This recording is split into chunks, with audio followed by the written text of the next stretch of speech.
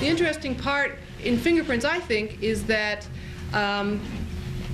in the development of the fingerprints theory, the scientific method worked, and then it didn't work, and then it worked again. So I don't want to say it didn't work, but they made a wrong conclusion, and then they went back and figured out the right way. So it was an example which, as you'll see, has a very a clear-cut error for the whole method, and so then they had to go back and revise their methods.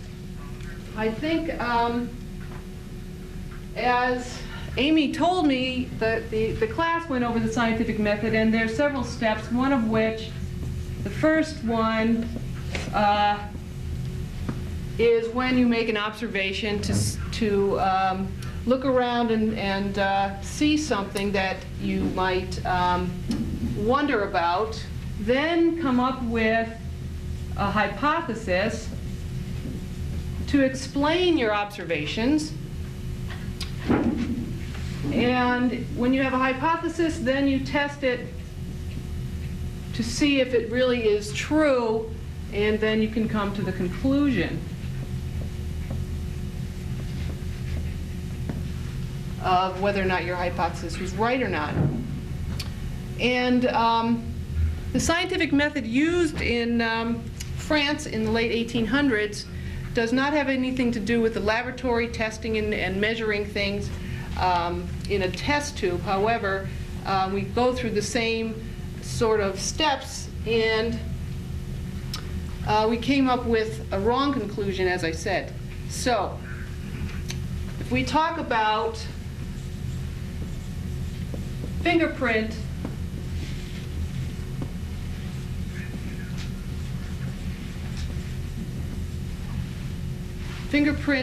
development, we can't forget the name of Alphonse Bertillon. He was French, and he, in the late 1800s, came up with a method that helped him to find out whether or not someone was a recidivist. Okay, I'm in the criminal justice department, and I use some criminal justice lingo. Recidivist means someone who is a repeat offender, has been arrested before. Alphonse Bertillon worked for the Paris police, and his job in his bureaucracy there was to determine whether or not someone had been arrested before, okay, whether or not someone had been a recidivist. And if you think about it, in the late 1800s, there was also photography available.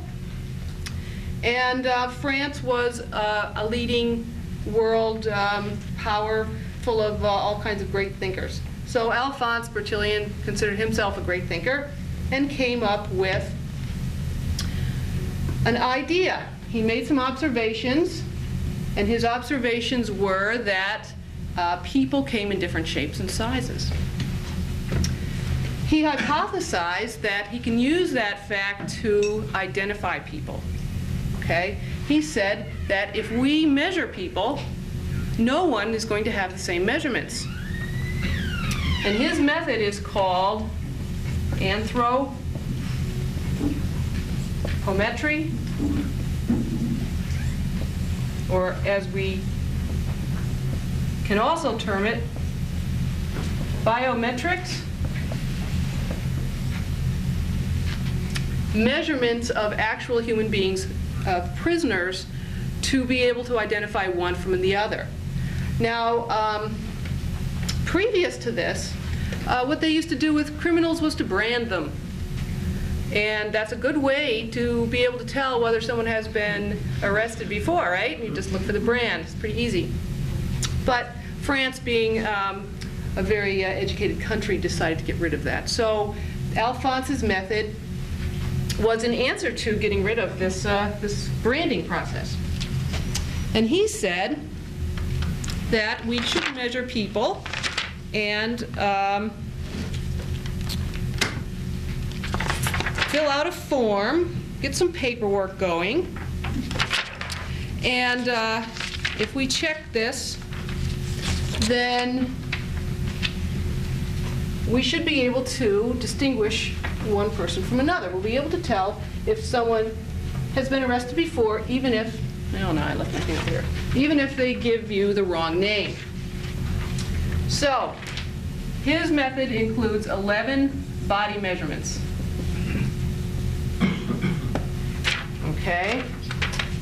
3 are of the body. He measured the height, the reach, which is the outward from, fingertip to fingertip, and the height sitting.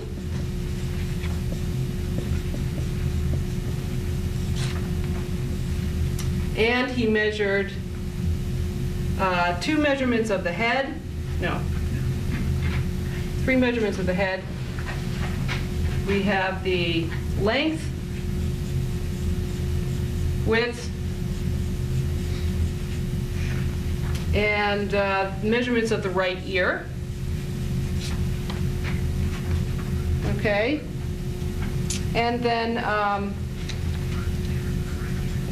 limbs, the left foot, left middle finger, left little finger, and the left forearm. So those are his basic 11 measurements of the body, and he said that people can be distinguished because of this. In addition, he had a place on his form where you could write obvious distinguishing features like scars, marks, moles, freckles, brands, that kind of thing. And he also observed the body shape. Now, can anybody, just off the bat, look at this and see why there might be problems using these measurements? Well, height sitting would kind of depend on the chair, wouldn't it? No, measuring from the chair up to the top. But you're on the right track. Yeah. That's not fully grown yet. Exactly. Okay. So youth might be a factor. You might not be fully grown. Most of these would be affected. Anything else? What if they gain or lose weight? Gain or lose weight. They might have a change in the body type, body mass. What happens if someone had an injury to his right ear or broke their left forearm and somehow it didn't heal right? Okay. So all of these things that we can see looking at it might affect these body measurements. There's another thing that might affect it, and you might see that when I show you these pictures. Can everybody see that? These are how the measurements were made. The height, the outstretched arms, measurement in the trunk. Some of the other measurements are also kind of funky here. We have a description, oops, backwards. A description of the ear, the forehead, and then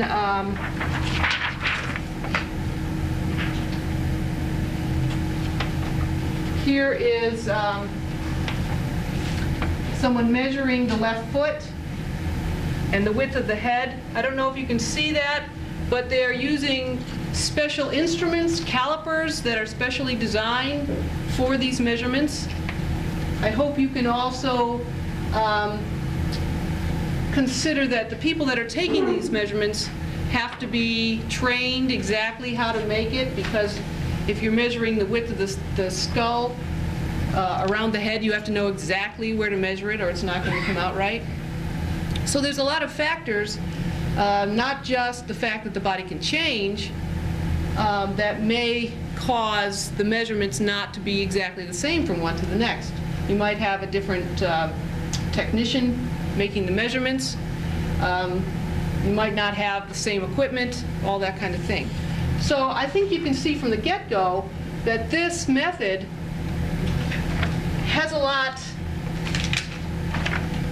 against it, a lot going against it, okay? We can look at it and say, oh, there's no way this would work, okay? But it did work. This method worked surprisingly well. And Bertillon managed to get the Paris Police Department to buy into this, to set up a system. And in the first year, they came up with something like 11 matches that they would never have found before. This success continued on until Bertillon was the head of the French Identification Bureau. Okay, this was the method used in France for approximately 20 years.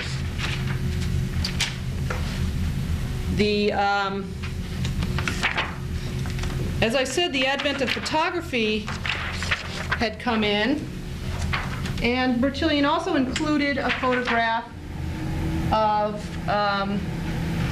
the person that was being subjected to all this. This is a picture of the calipers that were being used, and this is the form that he used to fill out. The photograph would go in the middle and all these other things. So he would have a whole file drawers full of these things, and once someone was arrested and measured, they would check to see if indeed they had been arrested before and whether or not they could identify them. And this method did work. In fact, it worked so well that it was also used by other countries. The United States used it in their penitentiary system, and everything was hunky-dory. People were pretty happy with Bertillon. He was, you know, people were accolading him left and right. Here's some examples of the United States. These were from, I believe, St. Louis Police Department, and they have complete photographs and Bertillon measurements. No, excuse me, this is Memphis. And this is around 1900. So the United States had bought into this quite well. What happened had nothing to do with any of the body measurements or what we talked about before. Had nothing to do with the fact that they missed someone. What happened was, at Leavenworth, Fort Leavenworth Penitentiary, a suspect was arrested and was measured, and the records were sent off to the Record ID Bureau. And the Record ID Bureau said, oh, well, we know who this guy is.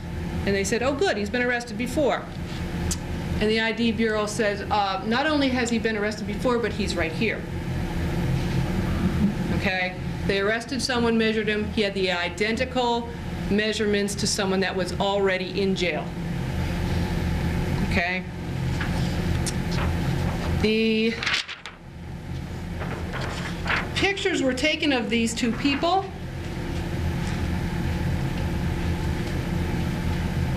And I hope that you can see from those pictures that, at least to my point of view, they are probably twins using a different name. Okay? We're not really sure, but that seems to be what had happened. And this case really blew apart this identification system, at least in terms of the United States and the rest of the world. This one case showed here that this conclusion could not be. Okay? They had the hypothesis, all of these measurements and checking in all their records, that was the test. This conclusion could not be what they had decided because we have a very obvious case here that just, as I said, blew it apart. And the United States then went into fingerprinting, which had been developing along at the same time. France, however, continued with this system until Bertillon died. After all, he was the head of the ID Bureau, and they couldn't really get rid of him. So once he died, France did get with the program also, but that wasn't until about 12 years later. So I think you can see here that sometimes you can go a long time before you come up with a case that throws your conclusion right out the window. Before we get on to fingerprints, though, I want you to know that Bertillon was not totally wrong. For a lot of years, people just sort of laughed at him and laughed at the whole idea, but nowadays, personal identification has gotten to the point where we're seeing a lot more biometric measurement, body measurement things to identify people. It was even in a movie a couple years ago, Superman 2, where they had people put their eye into a scanner that scanned their retinal eye pattern. Everyone's retinal eye pattern is different. There is a new method of identification in banks where instead of showing an ID card, they're going to scan your iris pattern.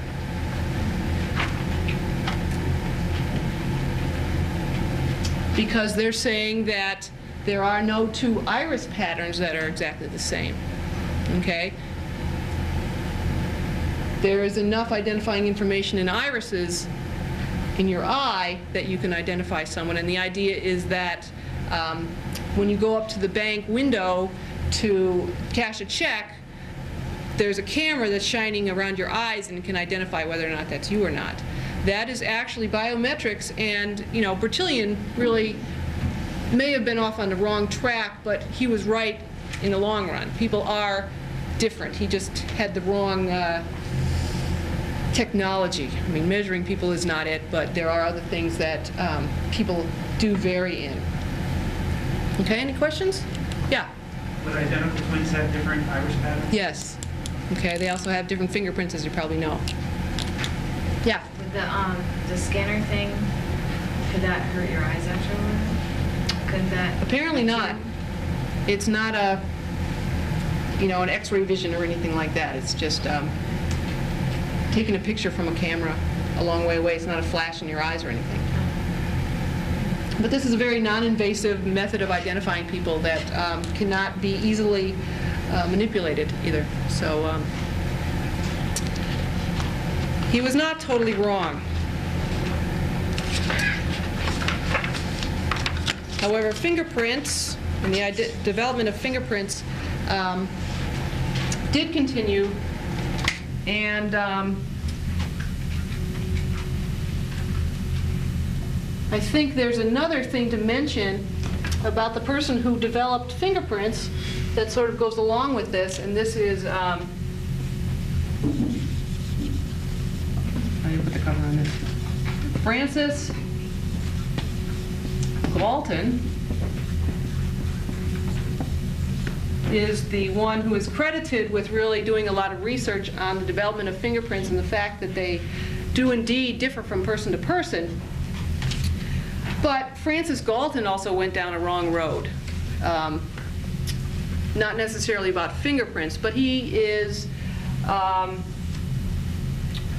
what he was looking for, actually, when he got into fingerprints, he was looking for some way to explain crime. He was actually a criminologist. He was trying to explain why crime happens, and his theory was that crime is inherited. So he was looking at all kinds of inherited type traits to see if your father was a crook, you're going to be a crook, your kids are going to be crooks. He was interested in that kind of thing, and he just was looking at the different things that can vary between people, and he did notice that fingerprints were different, although they do tend to be similar in families. And so then he got into this fingerprint identification. Any questions? What I'd like to do is have at least the class come up. I have a little play thing that we can take your fingerprints and blow them up so that you can look at them. Okay, I have some ink here and some balloons. And you'll learn some really valuable life skills here. Not necessarily fingerprinting people, but blowing up balloons. It's important stuff. So if you could come up here, I have some ink. The idea is to blow the balloon up to about the size of a grapefruit, and then ink your fingers and put them on here, and then continue to blow up the balloon. Okay? this many people in the class? Good. Here's the little ink things. Oh dear, this isn't going to work. All right. Oh dear. Sorry, I brought the wrong thing. Nope, not going to work. Not gonna work? Nope. Okay. Never mind. It was a good try, though. You could blow them up. Maybe I can do the class next week. Yeah. This one. Okay. So, never mind. That's not going to work. We'll do it next week. Anyway, one of the things that Francis Galton came up with was the fact that there are really 3 or 4 different basic patterns the way that you look at fingerprints. And the way police departments even teach it is these analogies here on the left-hand side. This one here is called a loop, and their analogy is that you look for a lake with a river flowing into it. I realize that's sort of a weak analogy, but if you can see that there is sort of a pattern here that moves in and back out on the same side of the pattern, no matter what side it is, this one's coming in and out on this side here, and this one's coming in and out on that side, that is considered a loop. Okay? Even this one's sort of goofy looking up here, this is a loop. And then we have one down here. Their analogy is called the target. And this is one that looks for a bullseye, a target, or ridges that spin, whirl, and circle around. Okay? Even these down here that are sort of all confused looking, those are considered whirls. They're all different whirls, although they look alike. They would all be in the same pattern as a whirl. We have loops here.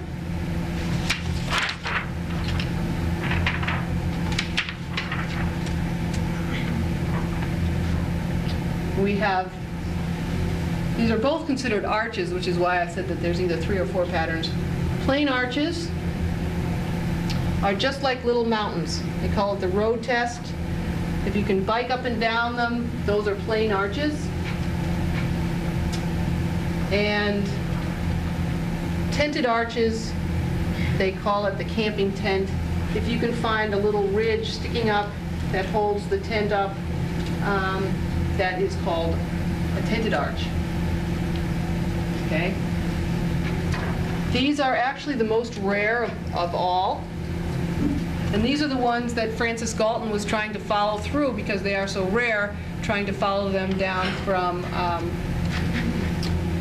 generation to generation to see if his hypothesis was correct that crooks and criminal tendencies tend to follow in families. And so these are the most rare with the tinted arches. Whirls are about 35% of the population. You'll have a whirl, and loops are about 65% of the population. So most people do have loops. The thing about fingerprints is not just the fact that you have a loop, but the fact that you can tell one person's fingerprint apart from another person's. And that has to do with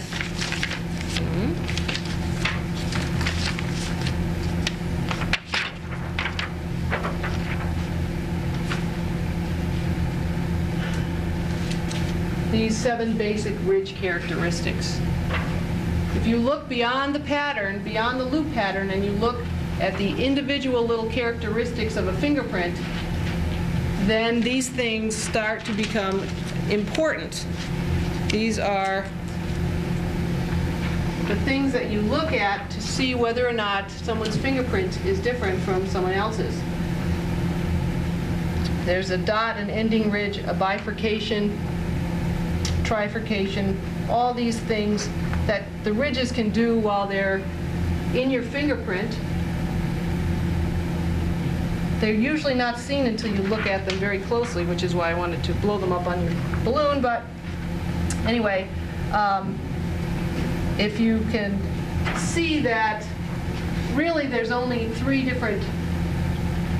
different kinds. A dot is a very short ridge. An ending ridge is just a spread out dot. And a bifurcation is really just where a ridge forks. All the other ones are basic combinations of the first three. Okay? If you look closely at fingerprints, you can start to see perhaps why. Has everybody got this? It's not that. Don't have to know all the details of that.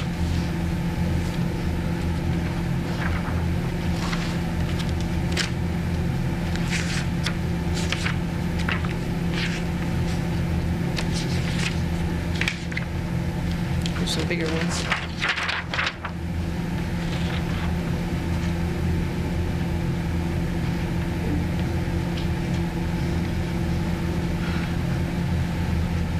You can start to see why fingerprints can differ, because once you start looking at them blown up, you can maybe start to see some detail, like instead of just seeing a pattern overall of a lake looping in, you can see that this loops in and turns around and stops. Okay, if you start looking a little bit more magnified at the fingerprint, you can see that although this one curves up, there's an ending ridge that starts here and stops over here. Okay? And then this ridge down here comes along and stops over here. This one over here comes along and stops. And it is not just one or two ridges that can identify someone. If you have enough ridges that are the same in the same relationship to one another, if you have three, in other words, if you look at this one, it has 1, 2, 3 ending ridges right around the same area, that's not enough to say that this is the same as another guy's, okay? You need at least, I'm not going to give you an exact number, but you need around 12 to 15 of these in the exact order and combination in order to identify a fingerprint like this. Okay? In order to be able to say that this person is the same as someone who was just arrested. Excuse me, is that 8 to 12 on one finger? Mm-hmm. Yeah. The FBI doesn't like to give an exact number. 8 is really down in the gray area. Scotland Yard likes to have 16, which is certainly a lot of points of identification. But the FBI doesn't like to say an exact number. This would all be in the same area. I hope you can see that in one fingerprint, if you look closely at it, there are probably 50, 60, 70 possible points of identification that you could compare. And that's just in a small area of fingerprint like this. Okay? If you looked at your entire hand, your palm print is also covered in ridges, and you can have, 500,000 points of identification or something on that. So actually, one fingerprint is a lot of identification to be able to match someone. Okay? Yeah? What about scars? Scars. That's a very good question. Fingerprints do not change from birth to death unless you get a scar or something on them. Okay? And then, if the scar is deep enough, it will always appear in your fingerprint. Okay? But that's just like, making a scar across here. That's going to be identifiable too. Okay? Not only in the scar area, but it certainly doesn't change any of this area here. Someone like Al Capone in the 30s tried to get rid of his fingerprints by burning them off with acid or something. And so he had no fingerprints in this area here. Well, that's pretty identifiable if you ask me. If you get someone who's arrested and you print him and he has no skin on his fingers, that's pretty identifiable. And as I said, you can look at the rest of his hand to identify him that way too. So trying to eradicate your fingerprints does not work. The other thing, and this is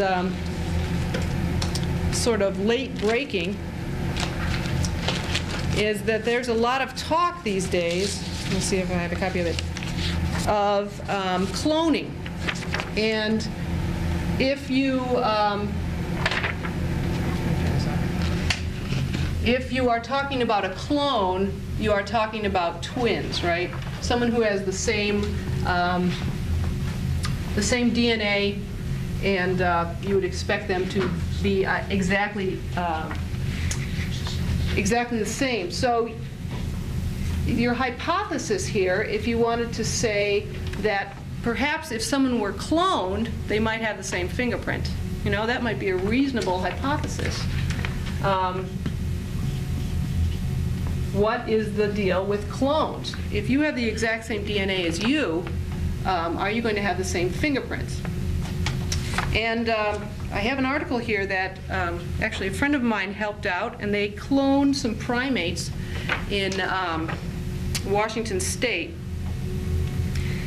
And they were rhesus monkeys, I think, to test this hypothesis that well, they didn't do it just to test the hypothesis, but they had clones.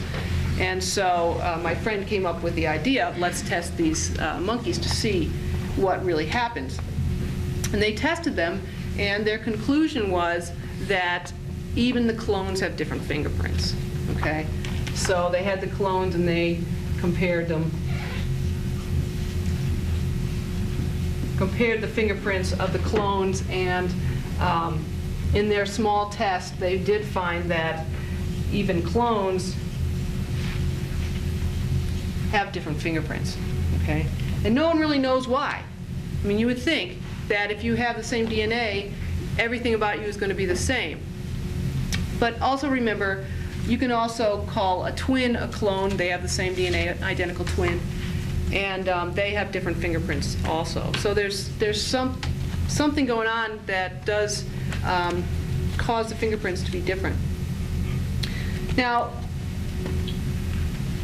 I think there's something that is out there for every fingerprint examiner, anybody who ever works with fingerprints, and that is, what if they ever find two fingerprints that are exactly the same? You know, will it be like the Will West case where they have to throw it right out because they found two people with the exact same fingerprints? You know, we've been going on the hypothesis all this time that no two fingerprints are alike. We've been testing it over and over again with every person that's arrested, every fingerprint that's ever been looked at. We're testing this hypothesis that no two are the same, and so far our conclusion is that they aren't. But what happens if, you know, when you've got 20 billion people on the planet, what happens if they are the same? Huh? Well, you can do one of two things. You can find a new method, although fingerprinting, boy, is such a great method. It's cheap and it's easy and works fabulous. Or maybe we can just come back to this hypothesis and maybe modify it a little bit. I don't know if with all the data that we have at this point that we're going to want to throw away this. But maybe we can just modify it to say, well, everybody's fingerprints are the same except for this one guy. It seems like an awful lot of information and work that would be going out the window. It may happen. It may never happen. I don't know. I mean, it's one of those things that we could be in the middle of a Bertillon type thing where the case has not appeared yet, and it may do so. So that's something that I think everybody sort of doesn't want to be the one to find it, although they'd be pretty famous, but it would make a heck of a lot of people quaking in their boots. Just think of all the cases in court that would have to be retried because they actually found someone with the same fingerprints. Don't we say the same thing with your DNA now? The odds are 1 in so many millions. Right. So that's you could come into a court and say, there was a couple people at the same. Well, the odds are 1 in 10 billion that somebody else would have it. Exactly. We'd have to modify the hypothesis, but right now our hypothesis is no one has it, so it won't be quite as powerful. Yes. But maybe this is something that's coming in your talk, but one of the things that I can't fathom, so you get this fingerprint, and there's 7 bazillion fingerprints on file somewhere. How do you check this against the 7 bazillion fingerprints that are on file? How do you know that A, it doesn't match, or more importantly, if you want it to match, you want to identify the person, how do you find that person? That's a very good question. Fortunately, when you're talking about 7 billion, that implies computers. And yes, that's what they're doing with it now. Although you have to sort them out. Obviously, you don't want to sort through all 7.5 billion, right? So if you had a fingerprint like this, or like this, or whatever, and this is one you're trying to find who owns this one, what you want to do is eliminate everybody that has an arch, everybody that has a whorl, you know, and so only, for one thing, only look at these fingers that have loops, patterns on them, or whatever. A lot of time has been spent setting up systems to actually sort them out into a reasonable size to look at.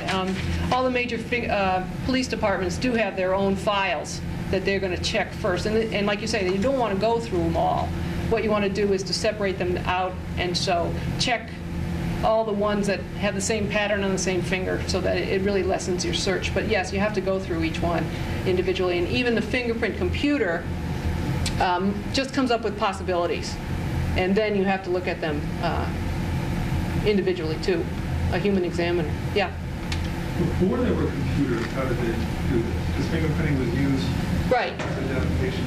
And that's when they had to have this very long, involved sorting out method, which basically just made smaller file cabinets. You would sort them out on the basis of all 10 fingers, whether all 10 fingers were loops, or whether, I think you can see how it goes down, whether the first 9 are loops and the 1 index finger is an arch, or all 9 are loops except for the middle finger. I mean, you can start to see how you categorize them like that. Okay? And then when you arrest someone that has 9 loops and an index finger with the arch, then you can go into that file drawer and look through them. Okay? But it was very, very tedious, a lot of work going into something like that. Very astounding ways of separating out the large. Yeah? I had 2 questions, one of which I think you just answered. So each of my fingers has its own unique fingerprint? Yes. So they're not similar to each other? Right. You can have 9 of one and 1 of the other? Right. I didn't know that. Second is, do you know, going into the criminal justice system now, in the court, how much evidence can be based on having that one fingerprint? Is that a definite, definable? Yes. You don't have to have 10. You can have, like I said, you can just have this area right here, and that's enough to identify someone. Yeah. Very small amount that you need to identify someone. It's amazing. Yeah. Anything else? Yeah. When Scully and Fox are dusting for fingerprints, Uh-huh. I don't understand that. But, you know, they're always putting the, like, plastic bags and...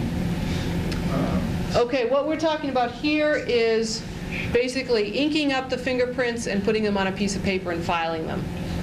Right? That's what Bertillon was looking for, a method to identify people who had been arrested before. And when you get arrested, you get your fingerprints taken. What you're talking about, Scully and what's his name? Fox. Fox, yeah. I don't watch the X-Files.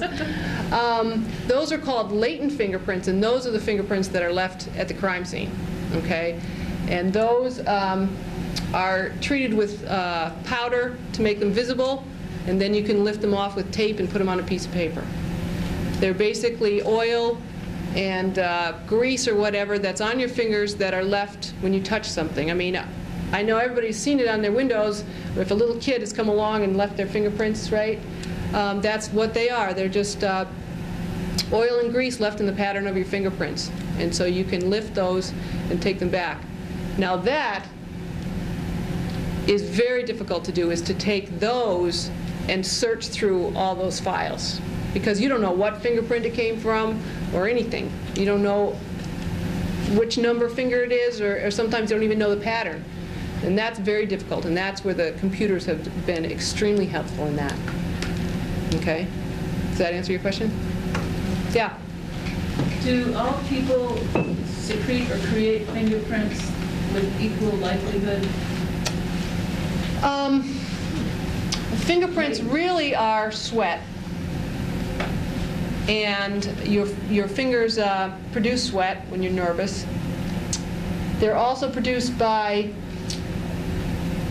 when you touch, say, your hair or your face or something, it picks up the oils. You don't have oil glands on your hands, so you don't really produce oil in your hands.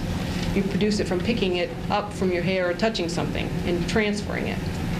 So you probably will always have fingerprints because you touch things. If you don't sweat, you're not going to leave a lot of fingerprints. But that's handy too, because if you think about it, someone who breaks into a house, they're going to be sweating and nervous, leaving fingerprints all over the place, right? You're not nervous in your own house. So as a rule, you don't sweat and leave fingerprints in a calm situation like that. I mean, you're not going to find thousands and thousands of fingerprints in people that live there. So you'd be surprised that you normally don't find that many prints of the people that live there. You usually find the prints of the people that are in there sweating, nervous, you know, adrenaline's rushing, they might get caught in a minute, leaving fingerprints all over the place. So that's a sort of a handy thing to know for checking for those kind of prints that are left at the crime scene. So if we want to rob something, we should not get nervous. Or then there's always the wearing gloves idea, which fortunately not everybody does that. Yeah? Well, you said before that twins have the same DNA. Mm-hmm. Identical twins do. Right. Now, what if you did DNA testing on some blood? Would it be the same? DNA testing on twins' blood, you can't differentiate. Okay. However, you know, fingerprints you can. So if you use the term DNA fingerprinting, we fingerprint people don't like that because you can't differentiate between identical twins in DNAs. And that's really the drawback, and that's why people get all hot and bothered about it. You can't really identify one person from it because, you know, identical DNA cannot be told apart. Yeah. So again, fingerprinting is the only one that's really going to have one source of where that evidence came from.